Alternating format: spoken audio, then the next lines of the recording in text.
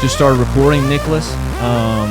So just a background, man. I just came across your stand-up maybe last week. And, they say that on YouTube, Google messes up the algorithm and throws you things you don't want to see. But as of late, YouTube's been pretty good. It shows me everything that I want to see. I'm all for your style of comedy, especially poking fun at the last 3 years.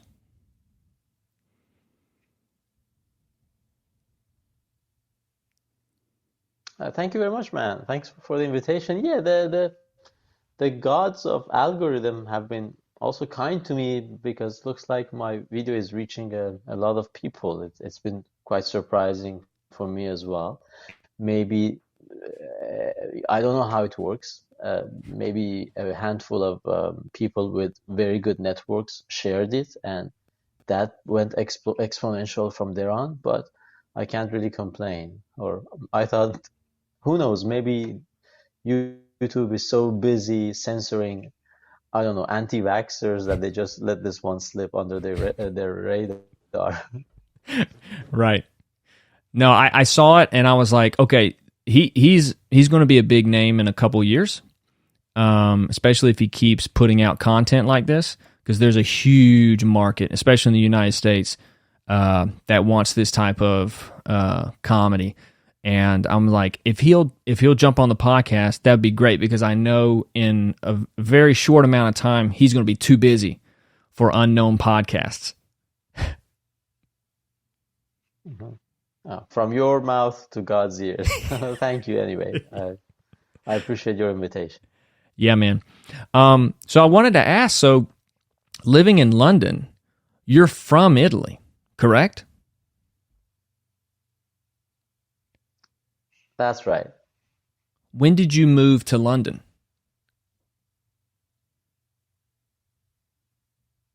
I moved to London in 2009 after spending a year in Germany in between. And I moved to London to do this job for a television channel called BBC Persian, because I also speak Persian, my parents being Iranians, although I was born in Italy myself.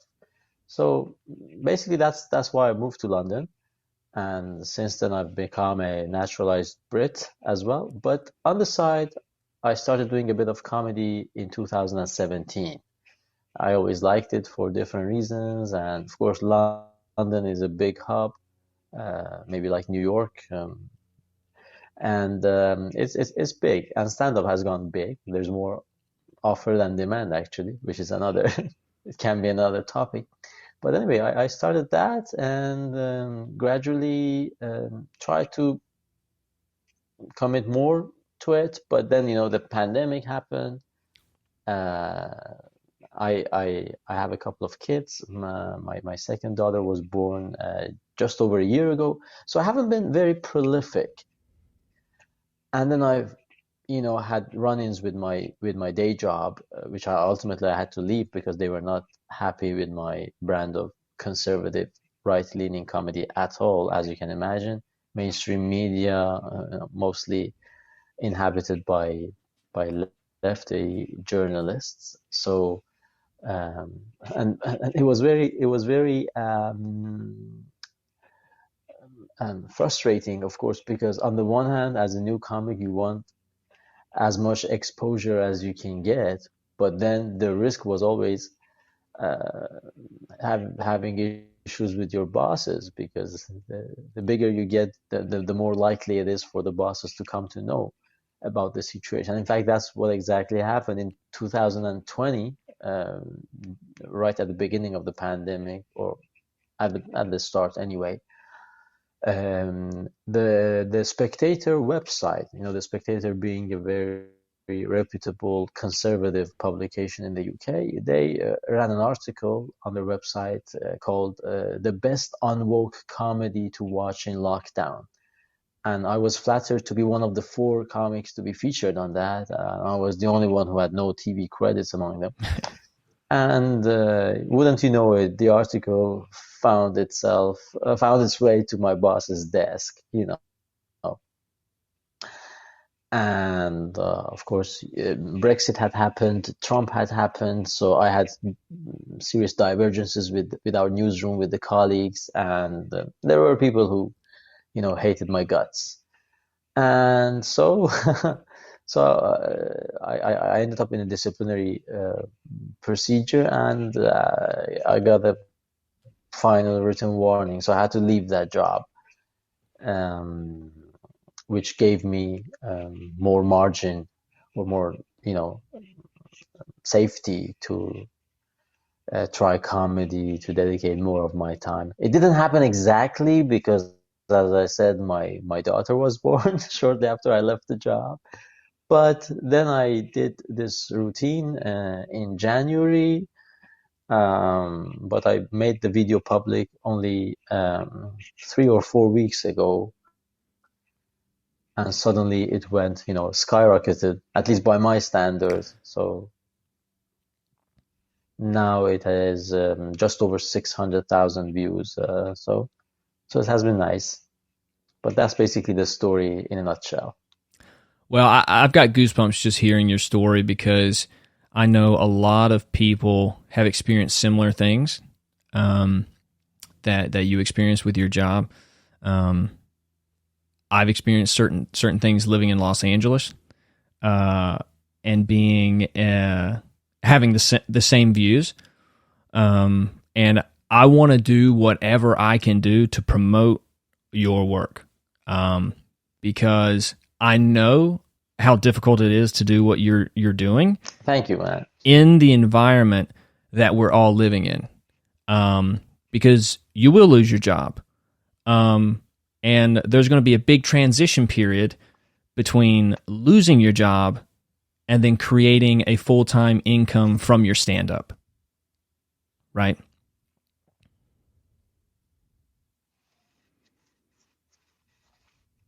Correct. Yes. And if at all, yeah. But yeah, if at all. I mean, I'm freelancing, doing small jobs, so it's not still my main source of income. But that's the idea to pursue. Right. But when you speak your mind, and it's the opposite of the mainstream media, it's going to be harder to find those jobs just to make rent, take care of your family, until you can find a way to monetize your stand-up. You know what I mean? So anything I can do to promote that, because that's right. And your perspective, like there's a lot of, like, I'm from the South in the United States. So I don't know if you're familiar with the regions of the United States, but in the South, way more conservative. Right? And I live in Los Angeles now. Which state are you originally from? North Carolina. Right. Okay. Yeah. And I've been in Los Angeles for about maybe 9 years now, 8 or 9 years, and I'm a personal trainer. But I moved out to Los Angeles because I was a film major in college. Nice. Yeah, I was a film major in college, and I was a screenwriter. So L.A. or New York is where you want to go for that kind of stuff. And I was doing some acting out here, and I got so tired of the culture that I was just like, I'm going to do my own thing. I'm not going to try to play the game. I'll do my podcast. I'll do my writing on my own.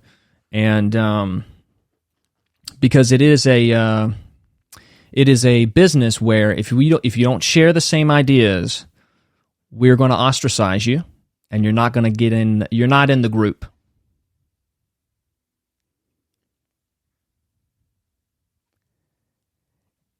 Yeah, exactly. Obviously, Los Angeles, London, New York, they're all comparable, right? Similar situation. Yeah. And what a lot of people thank God for YouTube and technology.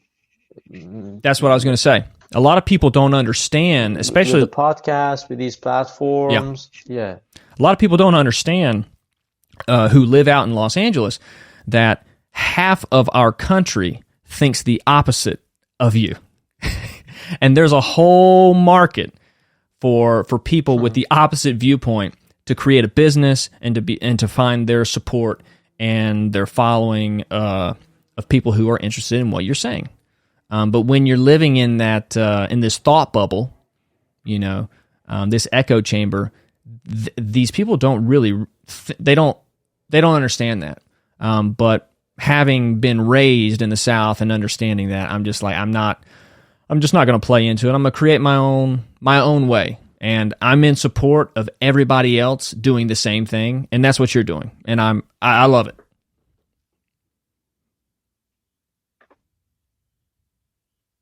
Thank you very much. Obviously, I'm relatively a beginner, and for that and for the solidarity, because we need to stick together as well. That's what they do, especially when we are faced with a culture war and cancel culture. So we need to stick together, we need to promote each other, and we need to, make our voice heard. Because as you said, half the country, or maybe just over half the country, because sometimes we do win, right? Right. I know you have electoral college in the US, so it's a different system, but when Trump wins, or when Brexit wins, or if you look at the Italian government right now and similar situations in Europe, some inspiring signs, signs that give us some optimism. So it looks like it's quite a few of us. So we need to do this, and we need to do this not just in comedy, but also in terms of commercial products. You know what? It's because it's everywhere. It's just that the culture war is everywhere. It's in advertising. It's in universities, of course. It's in Hollywood, and it's in stand-up comedy. Yeah, absolutely.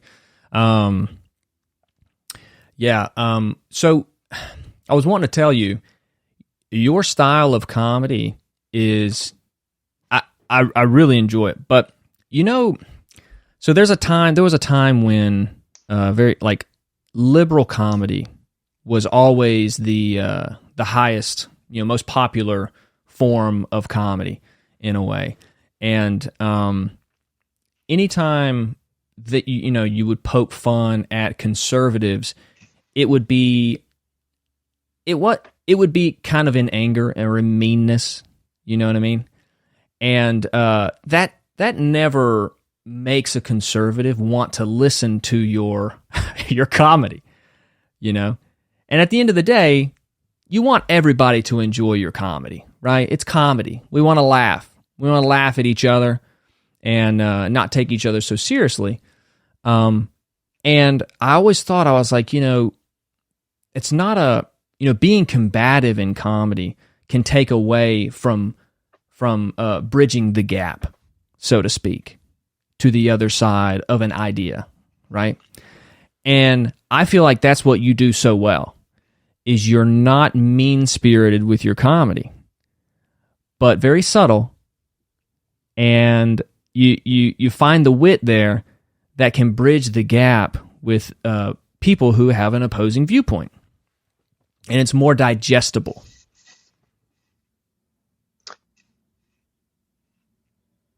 Yeah, well, first of all, thank you. I mean, not everybody agrees with you, but that's what I'm aiming for, because um, obviously you want to be appealing to, ideally you want to have a broad appeal, as broad as possible, uh, because that makes you more successful. And even if you're talking to your own base, still it has to stay comedy. It can't become a lecture, or it can't be, a speech to your, fellow comrades who are going to, of course, cheer. And so Yeah. that's a pitfall, Yeah.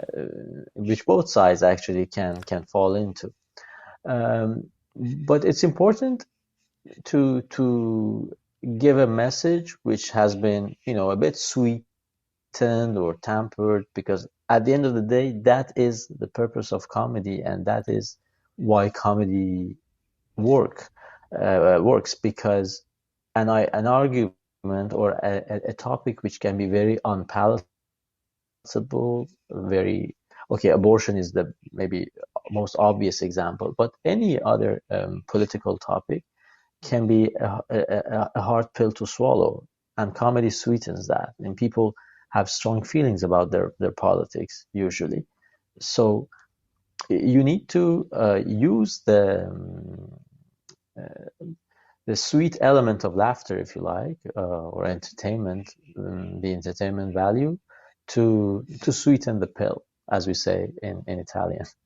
Um, which is of course not easy, but historically that was what comedy used to do. And in the olden days, the court jester has some sort of impunity because he can say things that others don't dare, say to the king, because he has this, comedy or comedic defense, if you might call it like that. Now, with political comedy, it becomes tricky for everything that I just said, but also because one side of the aisle is heavily involved in a cancel culture. So they don't let you express those views because those are illegitimate views. And one reason they are so harsh, and one reason they are, as you mentioned, in their echo chambers or in their own bubble, and they can't even perceive anyone outside of it, is because, well, first, because that is the main characteristic of that's the effect of the bubble or the echo chamber, of course, by definition. But the other reason is that they see themselves as the depository of truth. So once you have a diverging opinion, if you become a fascist or a Nazi or Hitler, there's no legitimacy for you to express those viewpoints. So in an ideal situation, maybe you should go to a comedy night when you have a couple of lefty comedians and a couple of right-leaning comedians, and some maybe neutral comedians who do non-political stuff. It doesn't have to be always political, or a mix, a dig here, a dig there. Maybe you have a go at the left on this, you have a go at the right on that topic, or you have a go at both sides of the argument at the same time. And people agree with what they hear or not, or decide to laugh or not. The beauty of this is that people, their verdict is immediate. It's not like other forms of art when you do some paintings, and if you're lucky, you're appreciated in your lifetime. Otherwise, maybe in a few centuries. But you can say, this is my art, and if you don't understand it, you're stupid. Right. If the comedian doesn't get laughs, then he has failed. So the audience have the power. But that's the idea in comedy, just like in Hollywood or other areas. Only one viewpoint has the right to be expressed. And right-leaning or conservative or Christian comedians, they don't. It's tough to win at competitions. It's tough to get into the competitions. It's tough to get specials. It's tough to get any TV time or credit, or at least that's my experience. I'd love to be, proven wrong, but we hear that the cancel culture does not exist. That's what they tell you. And, right. My personal experience, my email box begs to differ. At least that I'm sure of, right? Because they can't say, oh, you didn't make it to TV because you sucked. Yeah. Okay, maybe, because it's subjective. You can't prove it. Right. But I know that I was canceled from different clubs and also from my day job. So that I'm sure of. Yeah. Can't argue with your experience. Politics and political comedy is a strange beast. Yeah. Well, and that makes me want to ask you, when it comes to pursuing comedy in this way, which is very difficult, because if not done in a way that you can make the opposing view laugh, you're not going to have stage time, period. Right? If you're just approaching your base who agrees with you, you're not going to be able to bridge that gap that we were talking about. So when it comes to getting out of your own way with creating your comedy, what has kind of surfaced for you that you've realized about yourself that you've had to navigate to figure out how to find those laughs while, exposing certain things that a liberal-minded person is uncomfortable with? Yeah, that's a very intriguing challenge, right? That's another aspect that I like about this, because obviously you want to get laughs, and if people who are like-minded or in your own camp laugh at you, it's very good. But ideally, you want to get laughs from the other side or from the so-called undecided. A comedian that I really like and admire, an American comic. He lives in the UK. His name is Will Franken, and I went to a couple of his workshops and sometimes had the honor of sharing the stage. Obviously, he's ahead of me, but Will Franken, um, of whom I have also an interview, not with me, but elsewhere on my channel, about comedy and political comedy. He said the best laughs are the ones that you sort of get out of these lefties against their will, right? Yeah. So the joke is so good that they almost can't resist laughing. I mean, that's the ideal scenario. But we should also remember that it's not necessarily always that difficult, because you can have people who maybe define themselves to be in the left, on the left side, or liberal, or maybe, for example, pro-choice, and they can still enjoy part of your comedy or some of your jokes, as I do, because, guess what? I'm in London and I listen to stand-up comedy, watch stand-up comedy. Okay, how many right-wing comedians do you think I get, on mainstream TV or even on YouTube, right? So it's just a handful, more or less. So you do have these open-minded people, and those are the best comments that you get, maybe in person, but also on YouTube. People say, you know what, I am actually pro-choice, but this guy is funny, or some of those jokes made me think. And by the way, not everybody has a hard and fast, well-made opinion on every issue, right? Because you might be pro-life, but also have some doubts, or under what conditions. And that used to be the argument when I was younger. The argument, the debate was about, okay, after how many weeks is this a person, Right. right? But now the argument, guess what, has become my body, my choice, Right. right? So it doesn't matter. Yeah. So, but if you talk about immigration, if you talk about abortion, if you talk about taxes, few people are 100% left, 100% right. You might be pro-guns, but also pro-choice, or the other way around. You might be maybe pro-life, but not so much pro-Second Amendment. So if people are open-minded and tolerant, and these are the values that the so-called liberals supposedly preach, they can still enjoy the comedy or part of it, and that's what we are aiming for. But then in reality, yes, sometimes it's a bit challenging.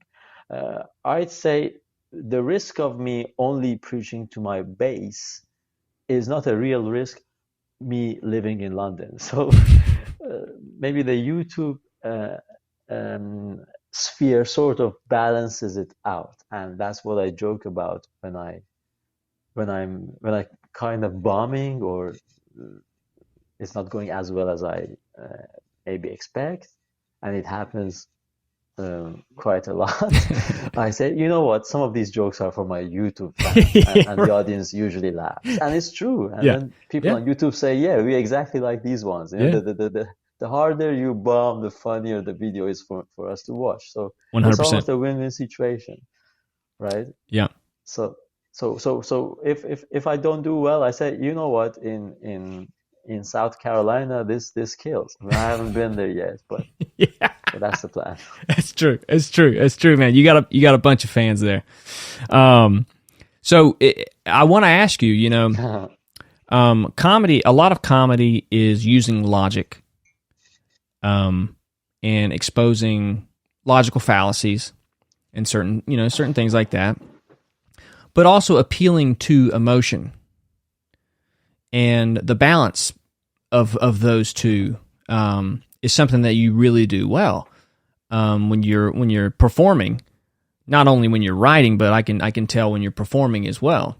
And what do you think about those two things when it comes to comedy? Logic and emotional appeal to like an idea.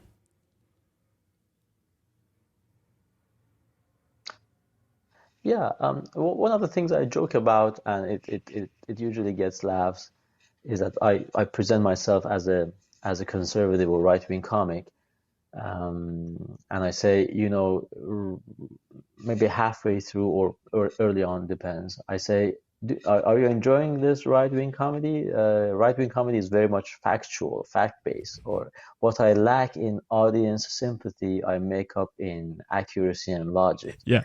Because you have to be bulletproof, and I mean, there's truth in it, because Yes. if you are going with unpopular views or jokes based on unpopular views, unpopular at least in that geographical area, you have to be bulletproof, right? At least your logic needs to be sound. So without trying to be preachy or looking down on people or coming off as arrogant, I try to offer a brand of smart comedy. But still, you need to be smiling, and you need to be try to I don't know how much I can control that. Maybe that's an area I need to work on.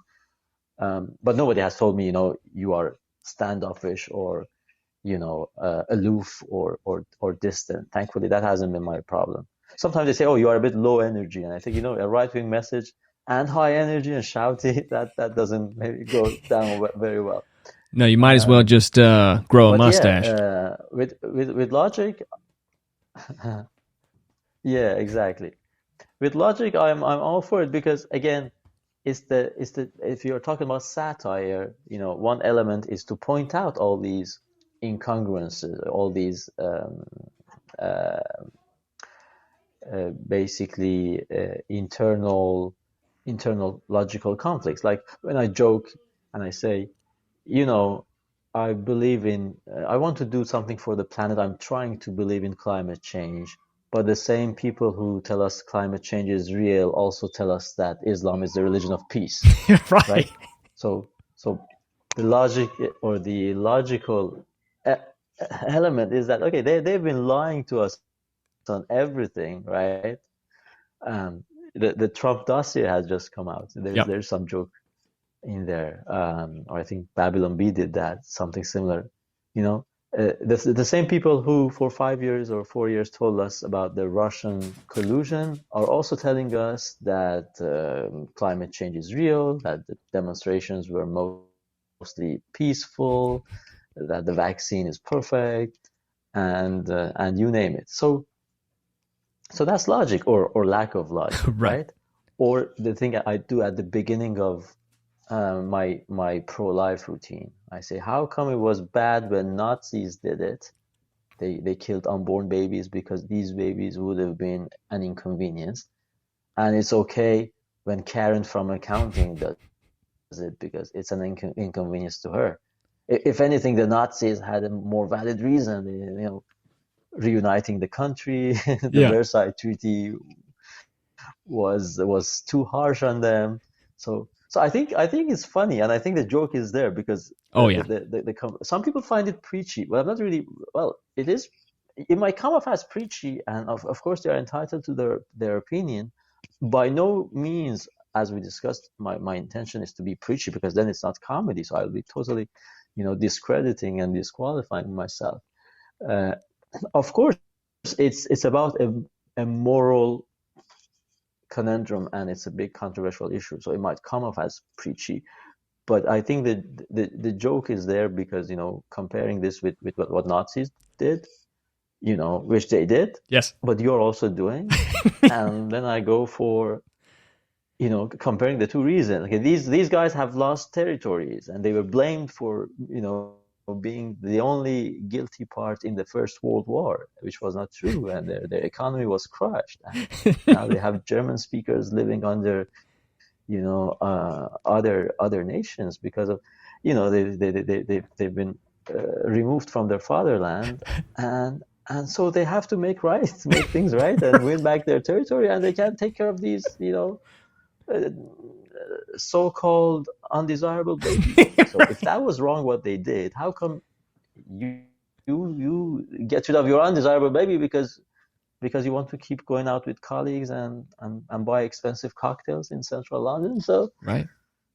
I don't know.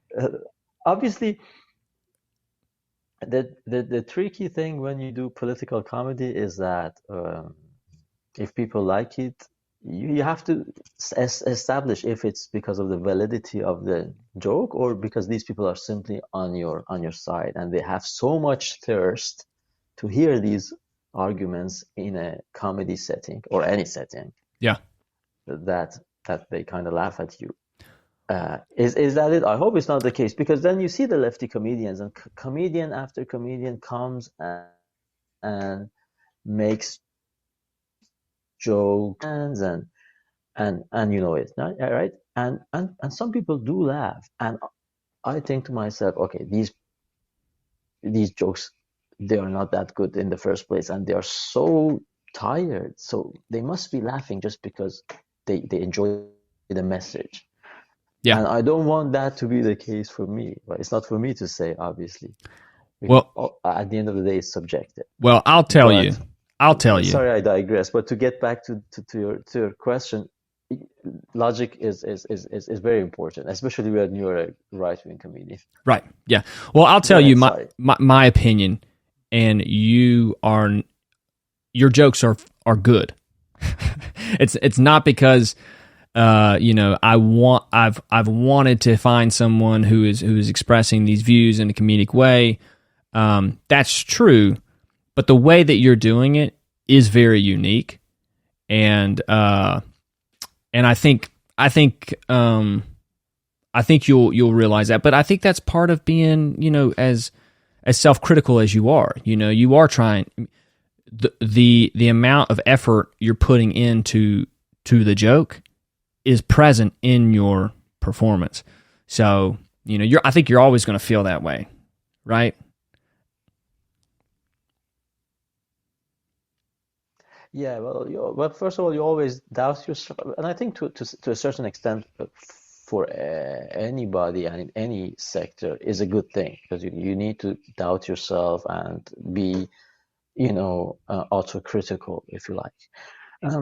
The issue that a right wing or conservative comic can have, which is a bit of an obstacle, a bit of a problem, is of course this craft is all about stage time and repeating these jokes to be able to hone them and polish them and improve them, because it's comedy timing. One word, you replace one word with a synonym, it can have a bit better impact, or the tone, and you name it, right?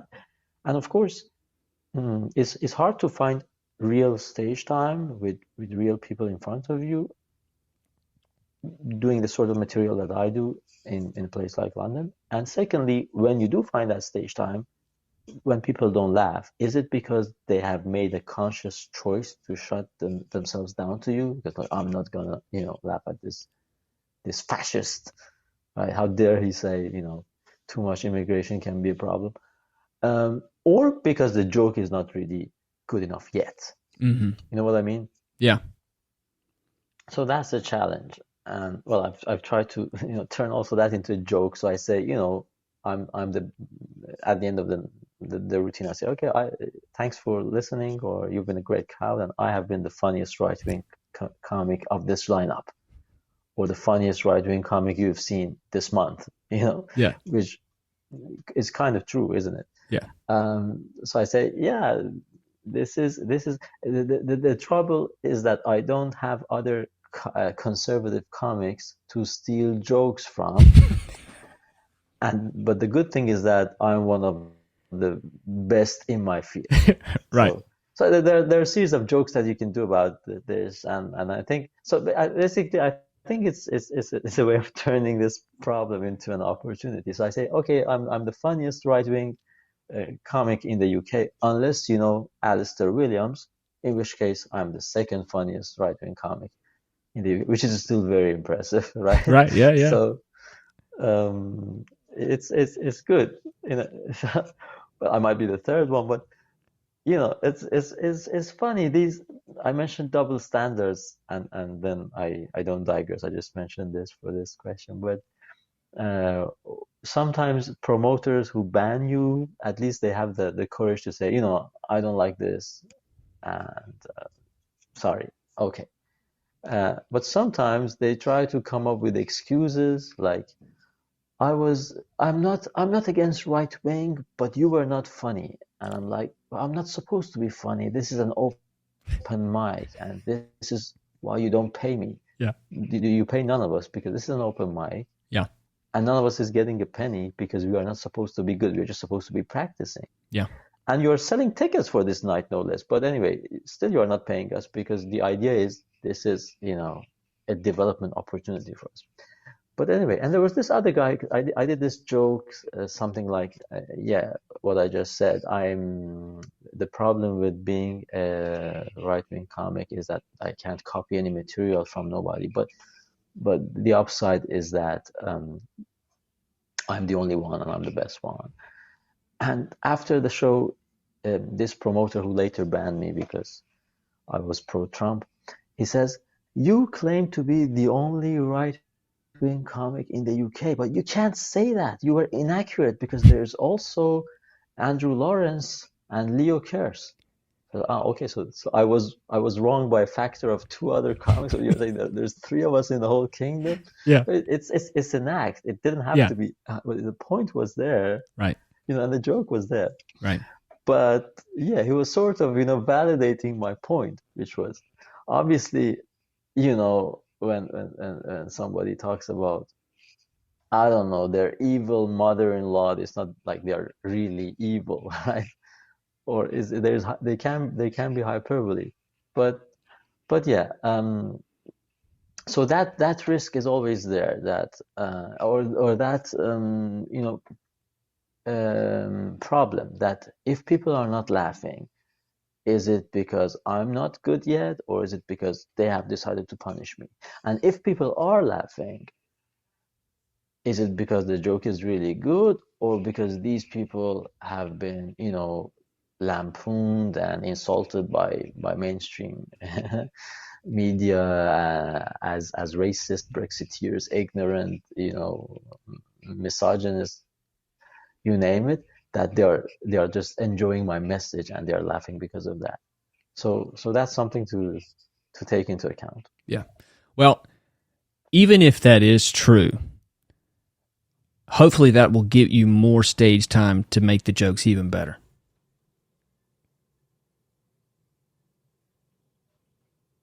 Yeah, that's the idea. I I it's like, you know, when you do statistics or polls, you have to correct for some variables, right? For some margin of error. I don't know if it's what the exact term is, but you have to take those, you know, margins and those variations or variable into account to adjust your final finding. So my idea is, I haven't got a formula for it, but my idea is, okay, if this joke is doing well in liberal London, then it might kill in a more conservative area. So Yeah. it looks like I've reached it. I've reached the right formula. And if this doesn't work in this liberal, you know, setting, maybe it's not, as I was just saying, maybe it's still good. Let's see how it does elsewhere. Yeah. Maybe it will do better on YouTube or in a more conservative setting. Yeah, you're really onto something, because you really do need to perform in enemy territory, right? To see if you can really find the joke. Yeah. You know, but then also you need to go around people that share your beliefs, share similar ideas, so that you can be emboldened by your performances to even reach further into your into your talent. You know what I mean? Yeah, yeah, that gives you the reassurance that, if you are touring, people who know you will come to see you. And of course, it's going to be a more, favorable territory.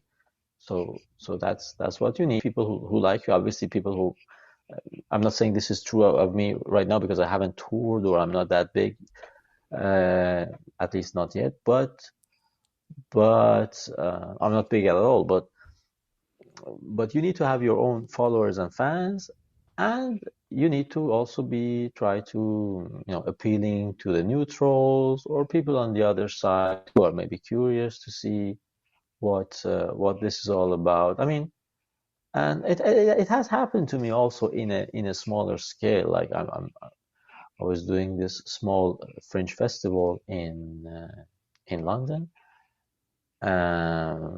and okay, I promoted this as a right-wing comic, which it was, right-wing comedy. And I also had a couple of people who came and said, we are, lefties or liberals or Labour Party supporters, but we just came out to check this out. And then they were polite and they were nice and they were curious, and this is nice. I mean, this is what it's supposed to be, right? Or maybe this is what it used to be. Uh, but but yeah, it's not always like that. But you need to you need to have your own base, but also appeal or strive to appeal to a broader base. Yeah. Yeah, man, I totally get it. I did stand up for about 2 years out here, just a few times. I did the iconic Comedy Store, right? And the Improv, Yeah. the Improv in Pasadena. And I was a buddy of mine headlined, and he got me in, and it was an incredible opportunity. But when I was in that environment, I realized this is not an environment that is welcoming to anything that I've got to say, but also a motivator to find a way to get what I have to say or what I'm trying to do out there with in my own way, with more control on my end. And like we were talking about, YouTube, podcasts, social media. I mean, that it's so important right now to be able to get there. Because I mean, you've probably seen as well, Nicholas, that stand-up comedians who don't necessarily get into big rooms create a following online, and then all of a sudden, hey, I've got 500,000 followers. I can bring a lot of people to your venue. Book me at your Comedy Store, and then you're automatically in. And it's like, you see a lot of you see a lot of comics that aren't necessarily as good, but they build that following online so that they can get on stage and get better. And I don't knock that at all. I'm in full support of that. Whatever you can do to get on stage to get better, that's the goal.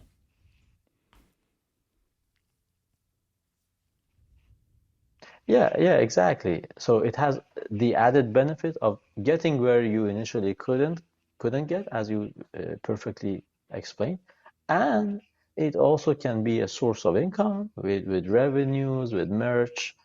It can be a source of pride and confidence because you know it can be it can be depressing out there for anybody, even for a non-political comic. But if you don't get stage time, or if you get stage time, but then you're banned under the excuse that, yeah, we don't mind different opinions, but you are not funny, and of course you are not supposed to be funny at that stage, not always anyway.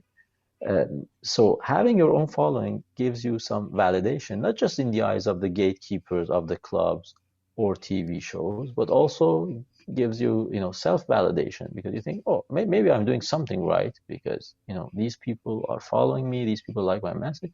So, and in a way, of course, it's something that in a way is better because I get comments from India, Australia, it's internet, right? People Mm-hmm. say, oh, come over to Sydney, come over to Finland, different places. So they give you feedback, they give you comments, they give you jokes, to try. So it's a beautiful thing, and no wonder, cancel culture is targeting these platforms as well. Right. It's sort of democratization of of stand-up, just like politics, or why did they hate Trump and social media and Facebook, and they after Zuckerberg and so on and so forth? Because Trump said, you know what, I don't need CNN. I talk to people on Facebook. And then they said, oh, Facebook made Trump win. Well, Facebook made an offer to Hillary as well. Yeah. Let's not digress. But it has, so it's no longer these TV producers, all of whom are lefties, who are the gatekeepers of your fame and success and confidence and Yes. popularity, right? It's still hard because it's not broadcasting in that sense. The algorithm has to be on your side, and you need to know how to do it. Maybe you need to be lucky, but like in any business. But we have a new avenue, Right. and the fact that maybe sadly the stand-up scene, the clubs as we knew them, or as people before us knew them, Right. are sort of dying out, Yeah. right? Because it's not as big a deal as it used to be, because we have people now have cable TV and Netflix and YouTube and so on and so forth. So there's also more appeal, and people are more likely to sit at home and maybe browse something on the internet, on YouTube, or on other platforms. So thank God for that. Yeah. Absolutely. I want to ask you a couple more questions. So I don't want to take too much of your time, buddy. But as far as your writing process, when it comes to writing, what do you usually do? Do you watch somebody? You just watch somebody for inspiration and then kind of designate some time to write, or is it more of a all through the day you're thinking, okay, that, and you write down? What's your process? Uh, that's a very good question. To be honest, one of my concerns is that my process maybe is not very well defined, and That's okay. maybe it's because I wasn't very prolific to start with, because I always had this day job and I was doing this on the side, and then again, pandemic happened, and then I have two small children, 4 years and 1 year. I've been doing different jobs. Um, and of course, when you don't get a lot of stage time, as we were discussing, it's not very conducive to, the urge to come sit down and write. And maybe also you get a bit complacent, because you think it's a creative process, so the juices are not flowing now, maybe tomorrow. But yeah, so I'm not that disciplined, like, okay, this is the time I want to dedicate every day, or Right. to writing. My process, if you like, is trying to think about stuff in my head, even when I'm listening to other comedians. I think, okay, maybe I can do something in this area myself. And if I'm on the train, which happens a lot in London, I write stuff on my phone. Then I come back, revisit them, and when I'm walking from the station to those moments in which I'm on my own, I basically flirt and play with these jokes in my head and try to see how they sound. And then when I think they are maybe reasonably good, I go and do a small open mic here and there and try to gauge the reaction.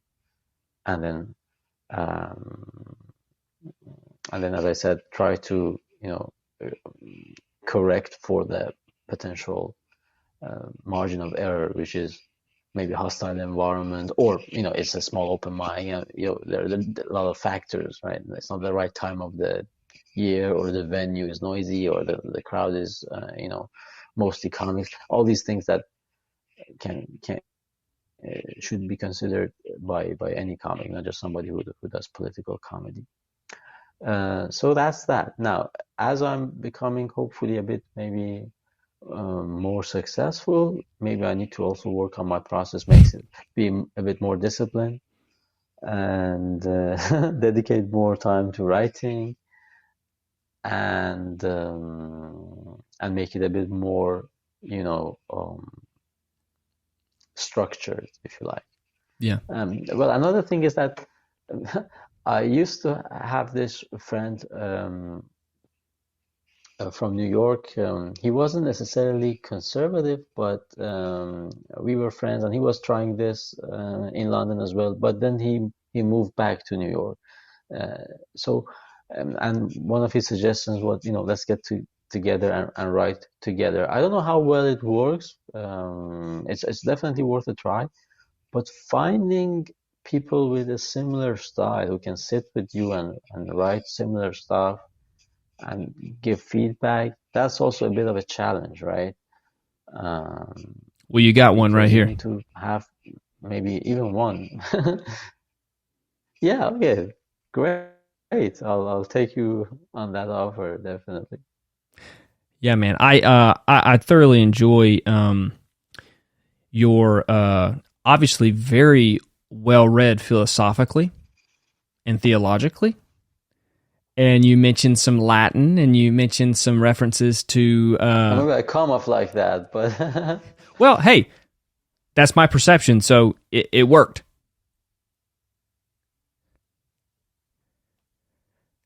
It worked. okay, thank God. Yeah, glad to hear that. Yeah. So, I mean, obviously, I'm not illiterate, but my favorite comic, probably my absolute favorite comic right now. Unfortunately, I never had the chance to meet him in person.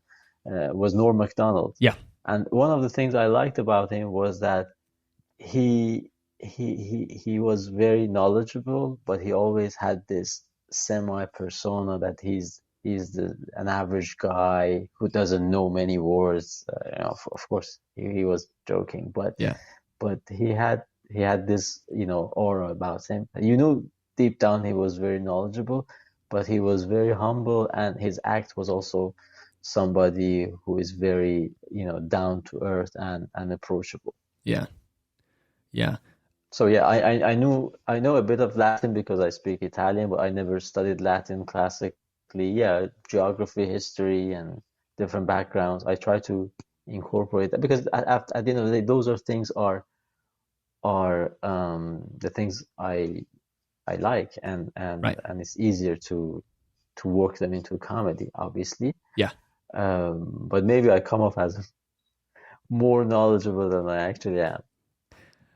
No, I mean, that makes sense. You're interested in it. I mean, I'm interested in those things. So when I hear someone talk about it, I'm like, okay, cool, awesome. Somebody finds this interesting as much as I do, or something like that.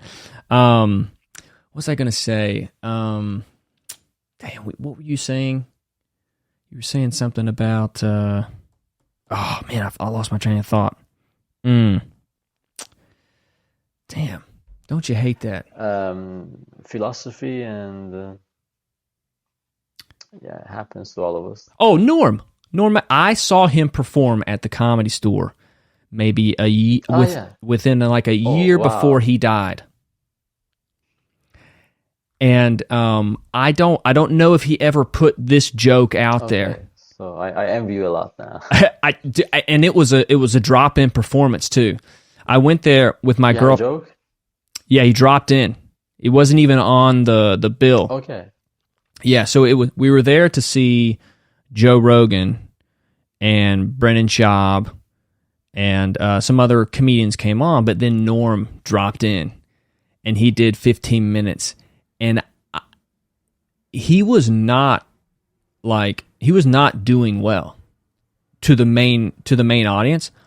I was dying. He was not. He was not, but I was dying. Like, because I love Norm and I get his style. And a lot of the people that were there were of a younger generation that were there for, Whitney Cummings, Brennan Schaub, and Joe Rogan, right? So Norm comes on stage and he's like, hey, I just read that they just found historical evidence for Jesus Christ. He was a real guy.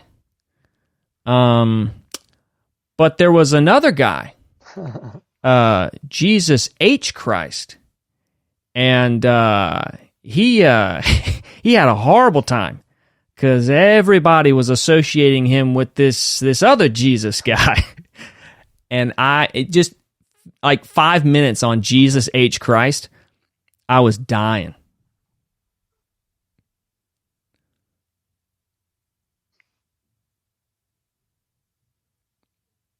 Yeah, he was special, wasn't he? I mean, Yeah, I listened to tons of, again, God bless YouTube, all these old videos that people dig up, yeah, especially after he passed away. yeah, But yeah, I like his style a lot, and yeah, as you said, he was not always doing well, which goes to show you, and that's also, there's a lesson there.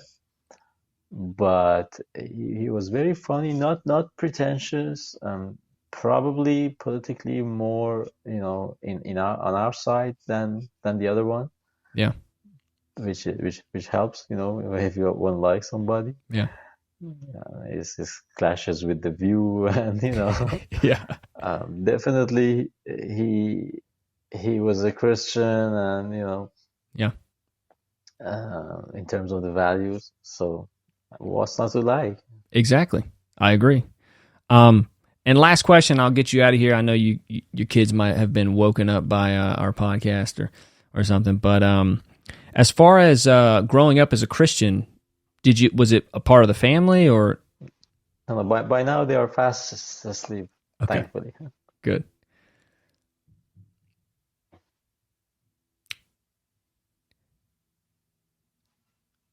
Did you hear that question? Sorry, I quite didn't catch the So question. as far as You being a said what was Christian, part of the family?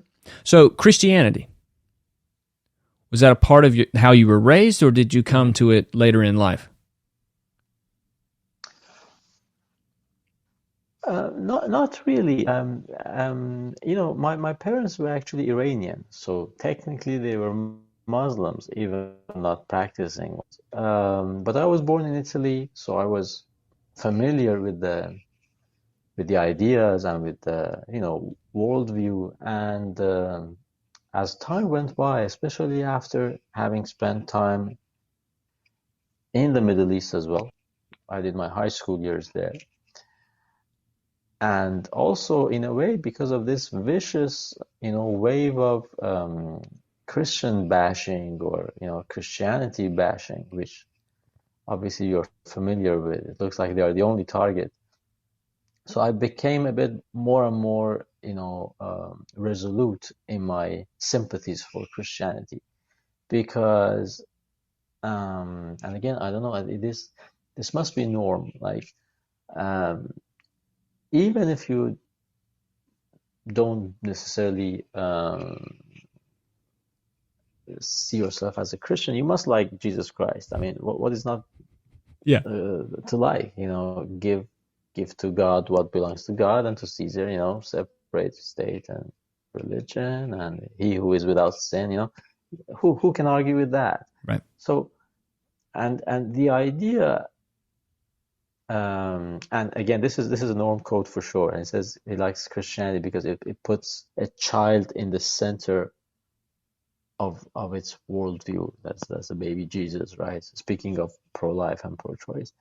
So, but the maybe the most appealing idea about Christianity for me was that it's about a God who makes himself in the human's image, a God who is so approachable and who loves its creature, or his creature. Nowadays, we need to also, make God gender fluid, which is another issue, at least here with the Church of England, Yeah. There's some who jokes I there. bash a bit in my latest routine. Yeah, yeah, definitely. But because the latest routine that I did, it has something well, half of it about 5 minutes about the the king's coronation.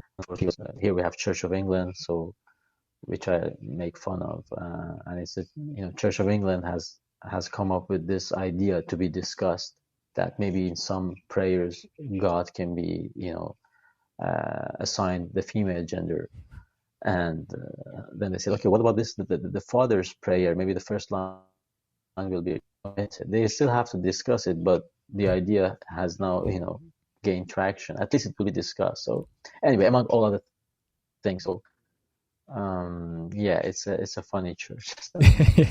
uh, let's let's get back to the track. God makes himself or transforms himself in the image of. First of all, he creates the man in his image, and then he takes the image or the shape of a man and comes to pay us a visit, right? Or he creates his son in our image, however you want to look at it. And this is obviously a very powerful message, but the thing is, the reason we have human rights here, which is, by the way, a Western culture, is this. It's a Christian idea that humans are so valuable. But why are they so valuable? Because they have been created in God's image.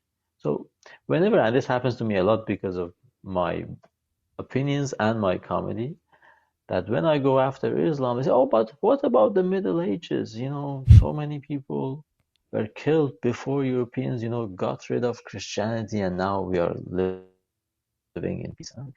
No, we didn't get rid of Christianity. We returned to Christianity because, first of all, Jesus didn't conduct any holy wars, unlike some other guys.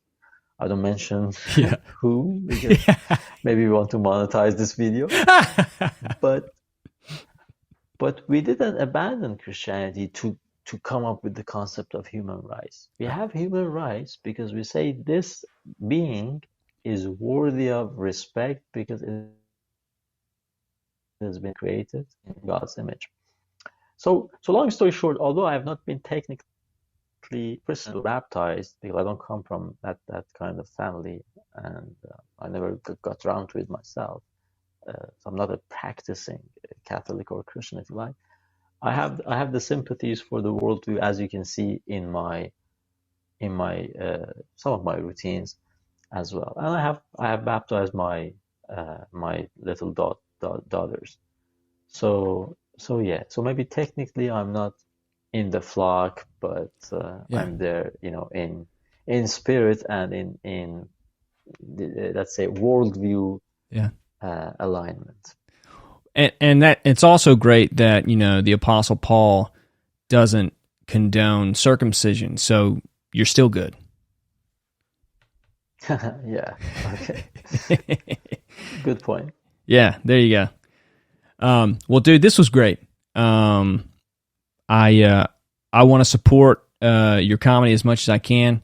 Obviously, we're going to stay in touch, and I know this is Definitely. This is definitely a teenager question, but do you have a TikTok? No. Do you? So yeah, man. So what's crazy is I was posting a lot of stuff on Instagram for a long time. Didn't get any traction. Created the YouTube channel where I was putting my podcasts. Barely got traction. Started posting things on TikTok, and within 6 months grew to about 45,000 followers. So, okay, interesting. Yeah, it's kind of like the tale as old as since TikTok was created. People have found a lot of traction on TikTok, and if you need help setting it up, let me know. But I know for a fact your comedy would explode on that, just because of how the algorithm is. It really shoots your stuff out to people who haven't seen it instead of only the people that follow you. Right. Yeah, I've had mixed feelings about TikTok. I mean, let's face it, more negative than positive. Yeah.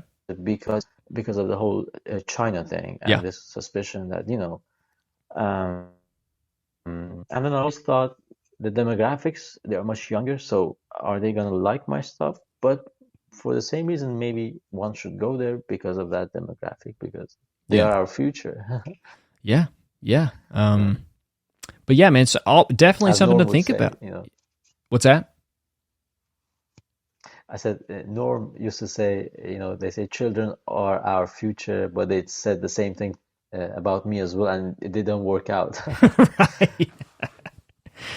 In Well, his case, I think it did work out because he left a big legacy. But yeah, that's the joke. yeah. Well, man, Nicholas, this was great, man. I know for a Likewise. fact. I know for a fact your stuff's going to blow up. It already has. You said 600,000 views on that YouTube video. Yeah, Yeah. yeah. My most successful video by far. Yeah. My And you don't have that longest, many out, so. right? How many videos do you have out? No, maybe 30, Okay. Yeah. 30, Awesome. 40, something like that. Awesome. Well, yeah, we'll talk about getting you on Yes, so TikTok. far so good. We'll get you on TikTok. Sure. I'm open to the idea. Yeah. Well, that's why I always just take pictures of my asshole so that China sees it. Like if Right. they're Okay. checking my phone, that's what they're gonna find. Okay, yeah, that's good. I, Make them pay for it. yeah, exactly. I don't put my face in the picture with my asshole, but Mhm. that's where I say, That's wise. yeah, yeah. There's so much I need to learn from you. Well, man, I'll let you go. Enjoy your night, and this was great, man. I wish you the best. Oh, thank you very much for having me. Really appreciate it. Let's stay in touch and enjoy the rest of your Sunday. Being in California, you still have some hours, right? I do. Thanks, man. Okay. Thank you very much. Take care.